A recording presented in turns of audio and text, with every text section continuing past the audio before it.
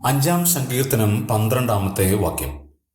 യഹോവേ, നീ നീതിമാനെ അനുഗ്രഹിക്കും, പരിച കൊണ്ടെന്ന പോലെ നീ ദയകൊണ്ട് അവനെ മറയ്ക്കും. എല്ലാ സമയത്തും ദൈവത്തിന്റെ പരിപാലനം അനുഭവിക്കുന്ന ജനം എത്ര ഭാഗ്യമുള്ളവരാണ്.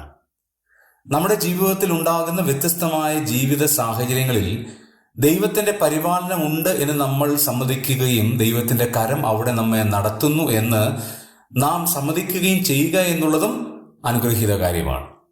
നാം വായിച്ച വചനത്തിൽ 2 വ്യത്യസ്തമായ സംരക്ഷണകളെ കുറിച്ച് കാണാൻ കഴിയും. ഒന്ന്, നമ്മെ അനുഗ്രഹിക്കുന്ന ഒരു അനുഗ്രഹം. ദൈവത്തിന്റെ സംരക്ഷണമാണ് നമ്മുടെ അനുഗ്രഹം. നാം അനുഗ്രഹിക്കപ്പെടുന്നതെല്ലാം ദൈവത്തിന്റെ സംരക്ഷണം കൊണ്ടാണ് എന്ന് നാം സമ്മതിക്കണം. 2, പരിച കൊണ്ടെന്ന പോലെ ദയ കൊണ്ട് നമ്മെ മറയ്ക്കും.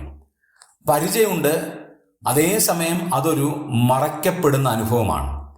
പരിച കൊണ്ട് എങ്ങനെ മറയ്ക്കും? ദൈവത്തിന്റെ ആത്മാവ് അത് പറഞ്ഞിരിക്കുന്നത് പരിച കൊണ്ടെന്ന പോലെ നിന്നെ ദയ കൊണ്ട് മറയ്ക്കും. പരിച കൊണ്ടുള്ള മറക്കലല്ല, പിന്നെയോ ദയ കൊണ്ടുള്ള മറയ്ക്കലാണ്. അതിനെ ഉദാഹരിക്കുകയാണ് പരിച കൊണ്ടെന്നത് പോലെ. ഒരു പരിചയം എപ്രകാരമാണ് ഒരു യുദ്ധക്കളത്തിൽ ഉപയോഗിക്കുന്നത്, അതുപോലെ ദയ കൊണ്ട് നമ്മെ പരിപാലിക്കുന്ന ഒരു ദൈവമുണ്ട് എന്നുള്ളത് എല്ലാ കാലത്തും സംരക്ഷണത്തിന്റെ ബലമാണ്. നമുക്ക് ദൈവത്തിൽ ആശ്രയിക്കാം.